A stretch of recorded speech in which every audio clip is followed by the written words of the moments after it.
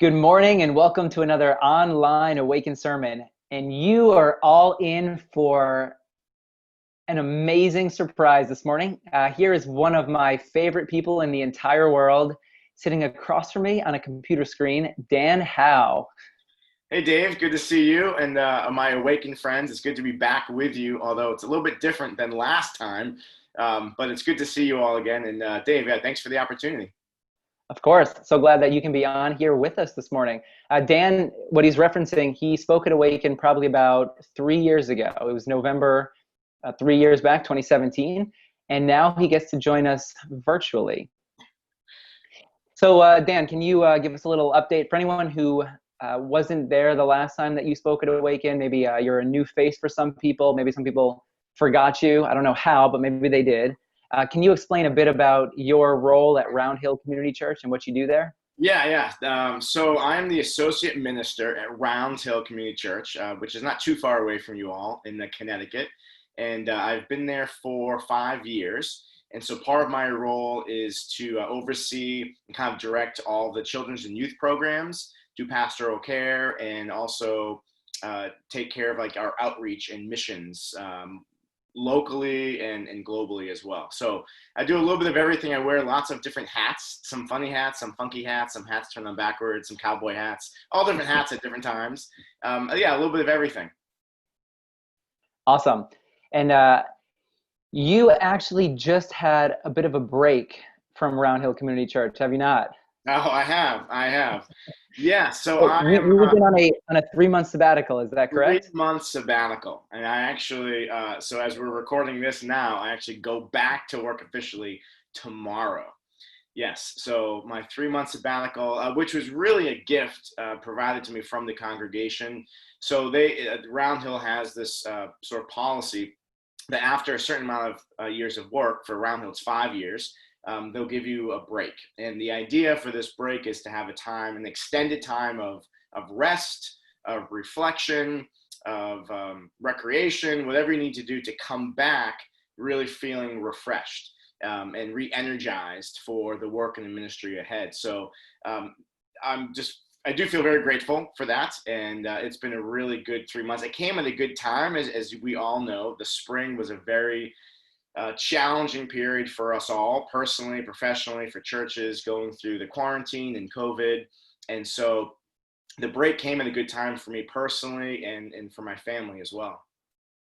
So you're ready to go back tomorrow?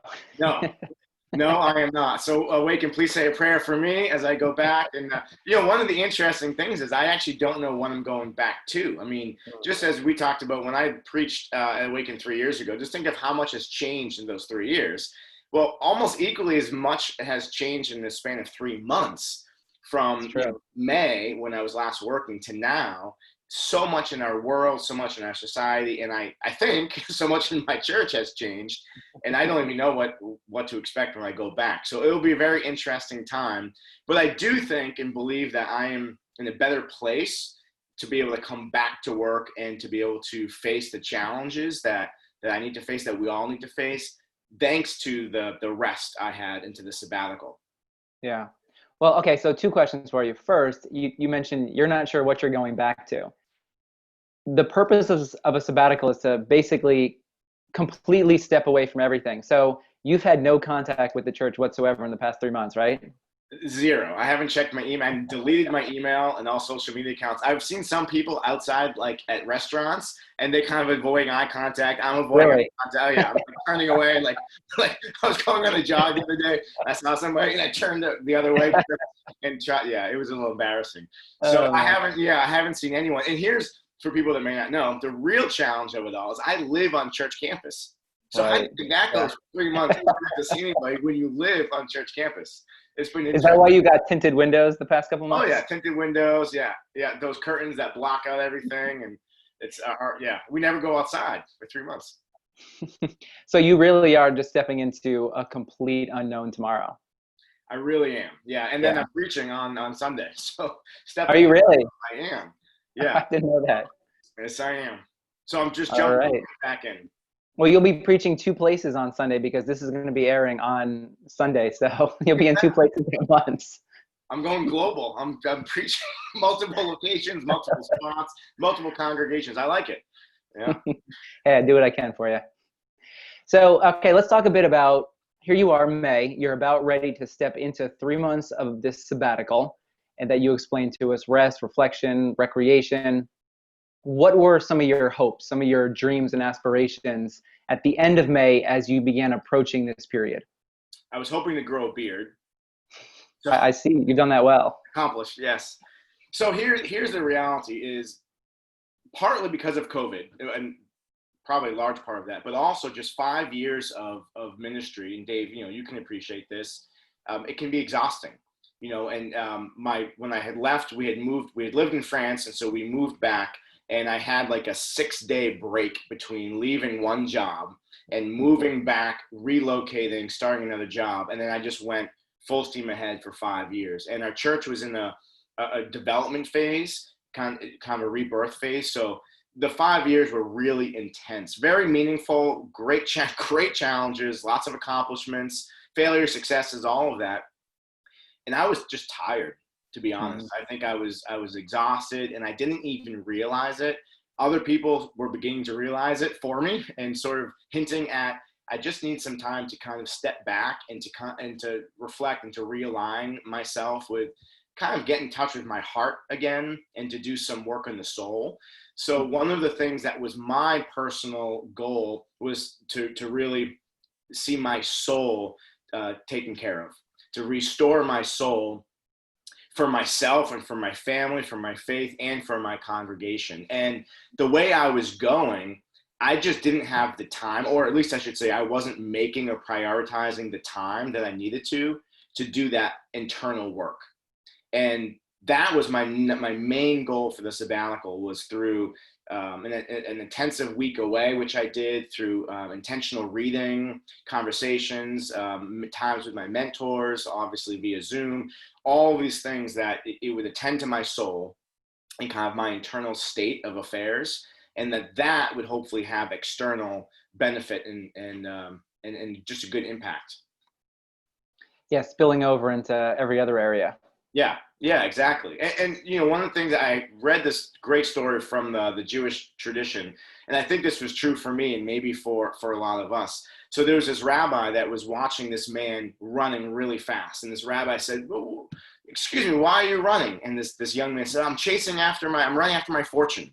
I'm running after my good fortune." And then the rabbi said, silly man, your fortune has been chasing after you the whole time, but you're running too fast. And I think for me, I was running too fast, and I just needed to take a pause, to slow down, and just to allow God's Spirit to catch up with me and to do that work. But until I stopped, until I paused, until I rested, none of that was going to happen. And that was a gift for me, to be able to have, obviously, an extended period of that, and that not everyone gets 3 months, but sure. More I thought about that, I was able to develop certain rhythms and certain practices that were helpful. And my prayer now, as I start work tomorrow, is that many of those will be able to carry over. Many of those will be able to spill over into kind of normal life, and that I'll be able to really be disciplined and intentional with finding a day a week, at least, to be able to focus and to continue to do that work. Yeah. And I love that story that you told. I love that story. What a beautiful picture, right? And I think so many of us, I know I can relate to that. We're moving so fast, we're moving at light speed, and just this picture of God actually trying to catch up to us. And we're like a moving target, and God's like, wait, hold on a second here. So that actually, it leads to another question I have then for you. During these 3 months, how did you experience God? When God finally caught up to you, I'm hoping that you feel that way, that you were able to pause enough that God was able to catch up to you. How did you experience God in those moments? Yeah. So just by the word that comes to mind, well, there's 2 words. One is presence. And when I was able to be more present, just in general, more present with myself, more present in nature, more present with my family, God was more present to me. And so I spent a lot of time outside. I really literally stopped and smelled the roses. and hear the crickets and see butterflies and just take time to go for hikes. You and I went for a hike once with our kids, and I would just spend as much time outside with nowhere to go, with no agenda, not rushing, just savoring and feeling the delight of God's presence and the beauty of creation. And that was a huge gift. And I was able to be more present with my family, to slow down and to make meals together. We played board games. I mean, all of us probably did some of this back in the spring when we couldn't do anything else. But I was able to really enjoy those and just be present. And by really being present, and this also was sometimes I'd be present, but I'd be with my boys, let's say, but my mind was on other things. You know, I wasn't really, my body was there, but my mind, my heart, my spirit was somewhere else. And I was really trying to be all in, be fully present, be vulnerable, be transparent, be authentic, even with my fears, my hopes, no matter what I was feeling, rather than kind of pushing those feelings aside and trying to not deal with them, just be real. And I think what I've discovered is the more real I was able to be with myself, with others, and with God, the more vulnerable I was able to be, the more present God became, and then the healing began. So that was something that was really important. One word, presence. And here's another one that I was thinking of. And this really, part of this came from the work I did on restoring the soul. The word enough. Now, think about this word. Depending on how you say it, it has different connotations. So sometimes if my darling children, my two boys, are not listening or being disrespectful, which never happens, by the way. Of course. They're perfect children, as all of our children are. Yes. But sometimes I'll say, that's enough. I've had enough. Stop doing it, right? So that's one word, enough. Or picture this. If you're, let's say, at a restaurant and someone's pouring water or other beverages or filling, a table, and you're like, oh, that's enough. Like, I'm good. That's enough. That's another way to use that. But a third way that really came to me was in picturing in God's creation, God's work of creation, those 6 days, and he rested. But he rested, and my sense is he has this sigh, like, that's enough. It's enough. It's good. And all that God created was good. It's enough. And I've been trying to do that word enough, to realize that the work, when you stop work one day a week, let's say on Sabbath, whenever that is, you're actually intentionally stopping, and you're realizing that the work you've done is enough. Mm-hmm. That the world will continue to spin without you. Your company will continue to flourish and work. The church will continue to stand. That you've done enough. But also, when I've started to realize that, when I stopped and slowed down, I said, okay, it's enough. And not like in a negative sense, like, I got to do more. Just say, that's enough. I've done enough. I've done all I can do. I've done enough. Then something started to come over me, which was really hard at first, but important. I started to believe, or at least hear the words from God saying, Dan, yes, and you are enough. Just that you're enough. Because for so many years, I'm trying to win people's pleasure, or to win their favor, or I feel like I've got to work harder and harder, can't disappoint people, have to preach a better sermon, have to do this, because I don't feel like I am enough. And that's a lie in the shadow side. And I'm coming to terms with God's really believing that, like, we are enough. And then when I believe I'm enough, I believe I have enough. I'm content with what I have. I'm not chasing after that next thing, chasing after more money, more promotions. Like, look around and say, we have enough. I am enough. We have enough. It is enough. And for me, that's all of a sudden, then I can start to say, it is well with my soul. But none of this work would have happened if I didn't first stop. Just stop and rest and take that time. And again, that was a gift given to me, almost forced upon me, because the church said, you need a sabbatical. But I realized that, look, God gives us this gift, wants us to take this gift on a weekly basis, but we're the ones resisting it. We're the ones saying, oh, God, I'm too busy. I'm too busy to stop. I'm too busy. And God's like, no, you don't understand. I have all these gifts, all these blessings. You'll realize that you have more than you ever needed to. But first, just pause, reflect, take in all the goodness, all the beauty that's around you, realize that you are enough, that you are Yeah. loved, you have enough, and then move on. Yeah. And that's good. That's really good. You know, what I'm hearing from you is, and maybe you can answer this question better than I can, but what I'm hearing, it seems like you didn't realize how badly you needed to stop for a season. Oh, yeah. Was it surprising to you? Or like, whoa, I didn't realize I needed this as much as I really did. Absolutely. My body told me that. I mean, for the first couple of days and weeks, I was just so tired, and I Yeah. was resting and sleeping, and I realized my body was telling me I was fatigued. But then I started to look back, and God had sent messages into my life that were trying to tell me that, but I wasn't prepared to hear it. So I heard it as like a voice of critique, rather than what it really was people acknowledging that even my ministry, even certain things were kind of out of whack, because I just needed to take time away. So, but I didn't realize how much I needed that until I was able to stop and to pause and to reflect. And then rather than feeling so bad about in the past, I started to be more hopeful that things don't always have to be the way they were. Things can change. I can change. I'm in the process of changing. So it became a hopeful thing for me.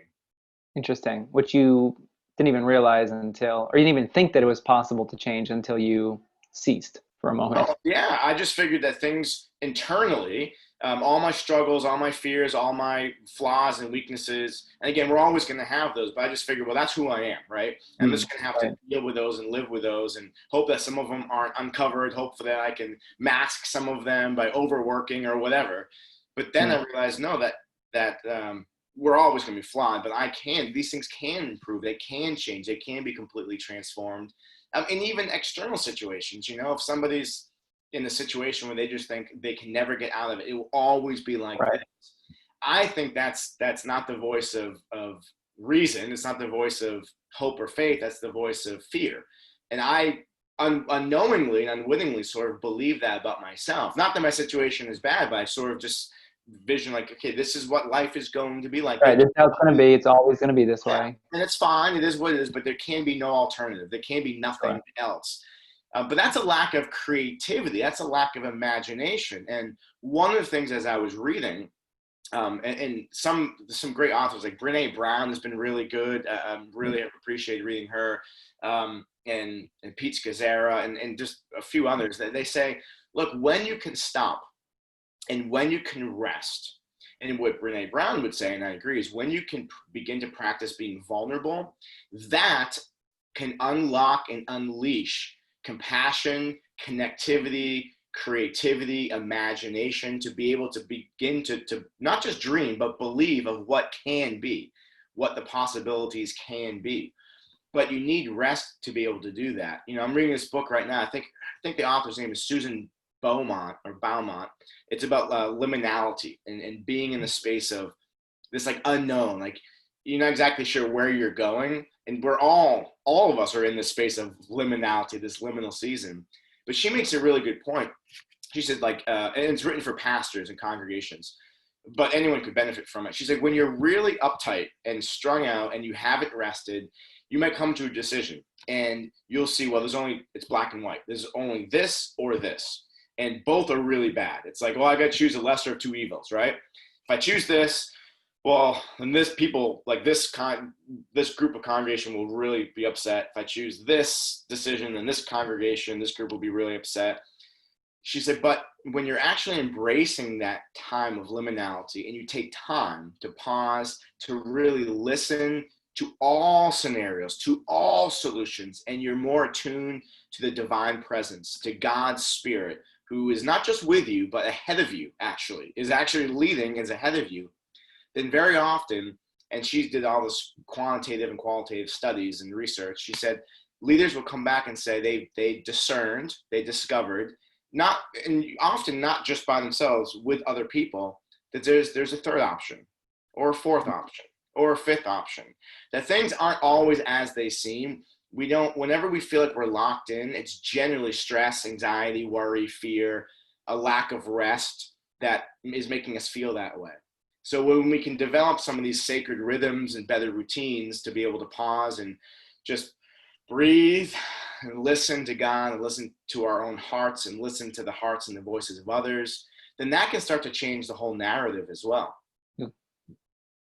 So you mentioned sacred rhythms, and that allows us to enter into a different space, a space filled with hope, creativity, imagination, where the Spirit is working and we're open to hearing what the Spirit says. During this time, what were your sacred rhythms? And then, are there any that you're like, whoa, I have to continue engaging in this rhythm even when I go back to work? Yeah. Yes, some of them I knew, but I had like sort of experimented with them in the past, but some of them became new to me. So one of them is like the physicality. I need to exercise. So I'm a runner, walker. And when I don't do that for 2 or 3 days, I feel it in every fiber of my body. I know it. So I know I have to get outside and go for a run.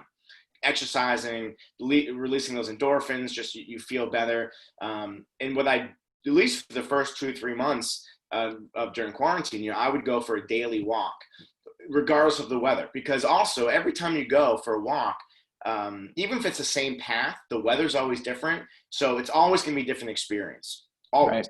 Right. Different sounds, different smells, different textures.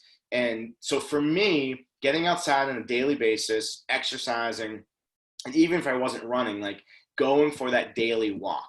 Now I've got a dog, so that helps. So that was really huge. Something else that I discovered that I never really did before is 10 minutes of silence and solitude. Now I actually have an app on my phone that helps with that. And I know it sounds kind of strange. It's called like Centering Prayer. And this Christian counselor told me about this because we actually did it together via Zoom a couple of days, because I would meet with him and I was really uptight. He said, we need to just pray. We need to breathe.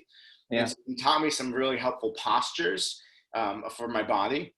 And this app, there's a prayer, you read this prayer before, and then there'll be, you can choose, but there's a sound that will begin it, like a gong. I chose a gong, gong, yeah, 3 times. And then you can set it for 2 minutes, 5 minutes, 10, 20. And the goal is actually to try to increase that, so I'm at 10 minutes right now, here's the interesting thing. Like even 60 seconds, you don't think 60 seconds is a long time until you either are doing like a yoga plank, for 60 seconds, hold it. You're like, that's a long time. Or you're trying to be silent and pray. But yep. It is. And a lot can happen in 5 to 10 minutes. So we all have 10 minutes a day, all of us. It's just a matter of when and how you structure that.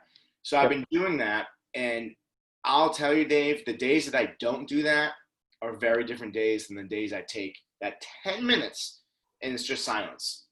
The silence, and then the gongs after 10 minutes, and come back, and I kind of open my eyes and I'm aware of my presence, my surroundings, and everything seems to be different at that point. So for me, what I try to do is before any decisions are made, before I will tomorrow start checking email, responding to email, before anything, try to spend those 10 minutes with God, really believing that God's Spirit, the Holy Spirit, is coming. We are in that moment, those 10 minutes, we are inviting God's Spirit to come in and to do a work of preparation for the day ahead.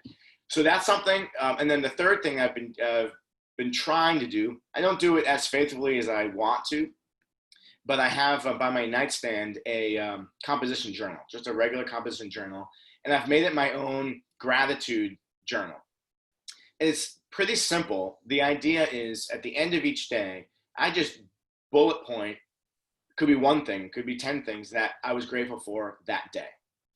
Because what happens to me is I'm always thinking of what I don't have or what I wish went differently, or it's easy for me to fall into the negative, even if it was a hard day. And we all do that, and some days are hard, right? Some days are just challenging and difficult and you think nothing really went well today. But that's probably not true, because then when you actually think back and say, what were you grateful for? What good did happen? Where did you see beauty? Did you have a good meal? Was there a good conversation? Did your child make you laugh?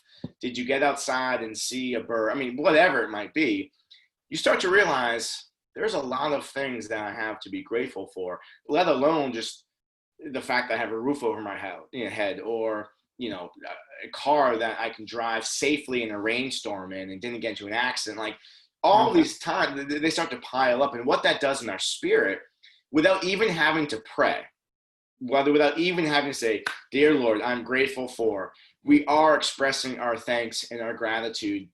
And there's been research, scientific research done, which we won't get into, about how gratitude unlocks things in us that brings us to healthier and better places.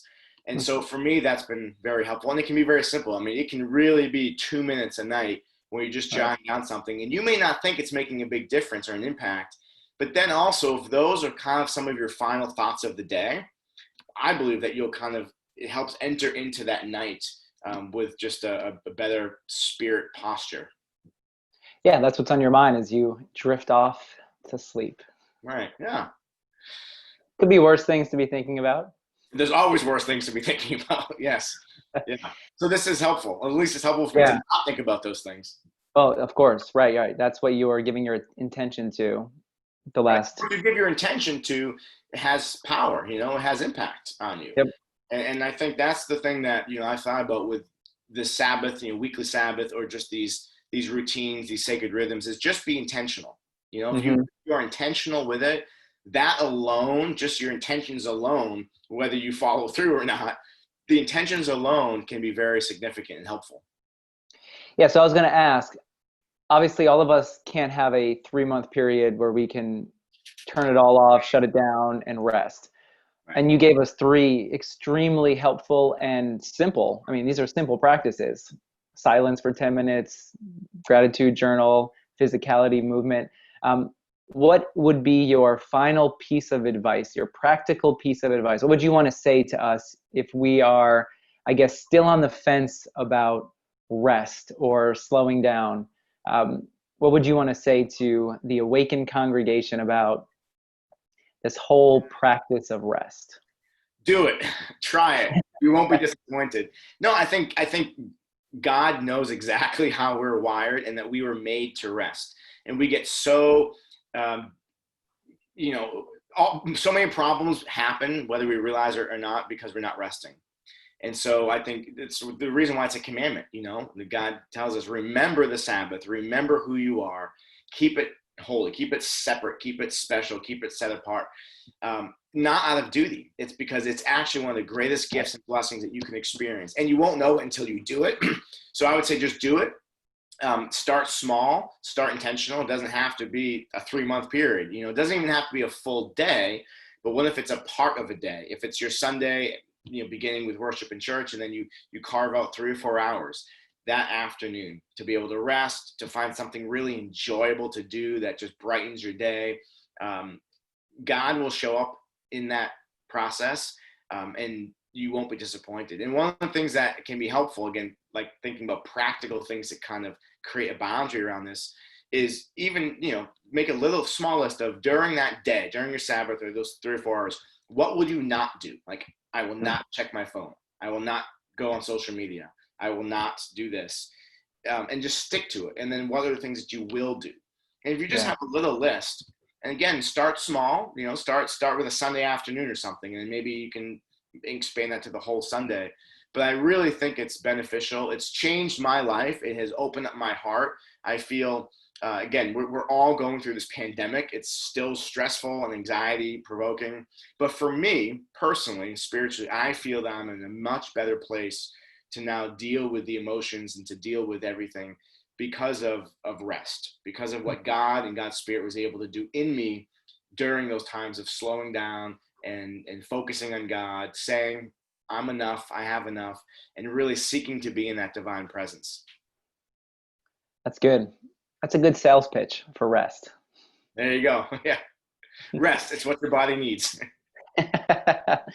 Well, I'm excited to hear over the next couple of months how this continues impacting you, because you've had these 3 months, but it's not over. No. So I'm excited to hear how this transforms your life moving forward, because that's the goal, right? That was the intent of these 3 months away. Yeah, absolutely. And I'm curious too. Now really the real work begins. I did this internal work, but now the real work and the real test.